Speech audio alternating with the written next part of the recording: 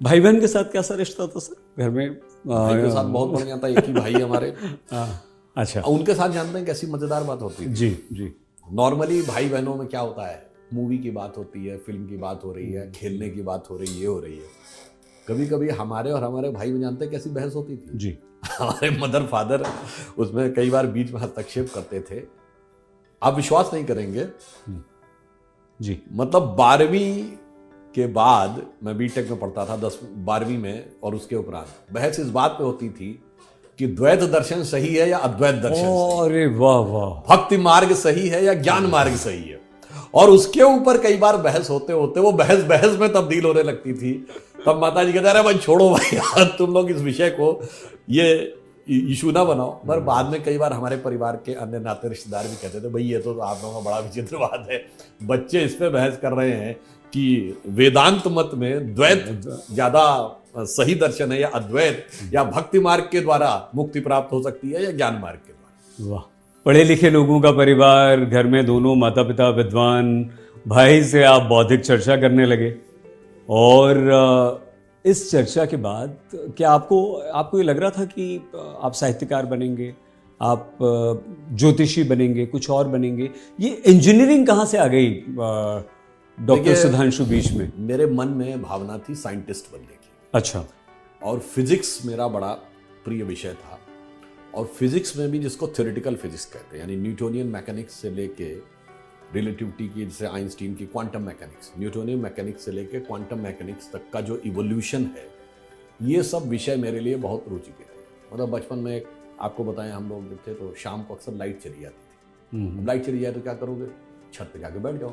गर्मी के दिनों में उस जमाने में कोई इन्वर्टर तो होता नहीं था और ना घर में जनरेटर होता था, तो आप जाके छत पे बैठ गए। तो हमारे घर के पास एक हमारे फ्रेंड रहता था, उसके बाबा बहुत जानकार व्यक्ति थे, रिटायर्ड थे। तो जैसे आसमान की तरफ देख रहे हैं तो ये तारे हैं, अंतरिक्ष है, इसके परे क्या है, इस प्रकार की चीज़ें दिमाग में घूमती रहती थी। तो क्या होता था कि उस समय इन सारी चीज़ों को सुनकर बचपन में मन में बहुत सारे प्रश्न उठते थे और अपने बड़े बुजुर्गों से जाकर हम वो प्रश्न पूछने का प्रयास करते थे। कि जैसे हम ये उनसे पूछते थे कि अगर उन्होंने कहा कि ये सौरमंडल है, सौरमंडल के आगे आकाशगंगा है, आकाशगंगा के आगे पूरा यूनिवर्स है, तो मेरे मन में आता है यूनिवर्स के बियॉन्ड क्या है? क्या बात। अब ये यूनिवर्स किस पे टिका हुआ है? इस ढंग की बातें अक्सर पूछते रहते थे। उससे भी मन में, दिमाग में नए नए प्रकार की चीजें आना, फिर डिस्कशन होना, उस प्रकार की बातें होती रहती थी।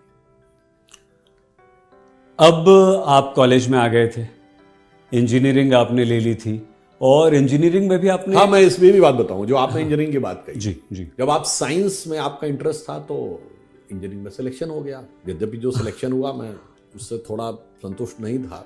अच्छा, क्या स्ट्रीम में कुछ गड़बड़ हो गई? नहीं, आईआईटी के पेपर में मैं मैथमेटिक्स में थोड़ी सी गलती कराया। उसमें लिखा हुआ था 6 क्वेश्चन थे, उसमें 3-3 मार्क्स के थे। उसमें लिखा हुआ था यस और नो आपको स्टेट करना है। उसमें भी लिखा था along with reason in 2 line, और मैंने पढ़ाई नहीं, रीजन लिखा ही नहीं, तो मेरे तो 18 में 0 हो गए। खैर कोई बात नहीं। उस जमाने में जब इंजीनियरिंग में सिलेक्शन हुआ, लेकिन सिलेक्शन फिर भी हो गया आपका? सिलेक्शन दूसरे में, आईआईटी में नहीं हुआ। अच्छा, तो रीजनल इंजीनियरिंग कॉलेज में हुआ। तो उस जमाने में थोड़ा सिलेक्शन बड़ी चीज मानी जाती थी। उत्तर प्रदेश में प्राइवेट कॉलेज थे ही नहीं, केवल गवर्नमेंट के 4 कॉलेज थे। तो व्यावहारिक बात आपसे कह रहे हैं, भले ही आपकी फिजिक्स में, साइंटिस्ट में रुचि हो, परंतु ये माना जाएगा कि भाई इंजीनियरिंग में सिलेक्शन हो गया तो इंजीनियरिंग ज्वाइन कर लेना चाहिए, ताकि एक अच्छी नौकरी सरकारी उस जमाने में। और फिर ये रहता था कि सिविल सर्विसेज दे सकते हैं बाद में, इस ढंग की चीज।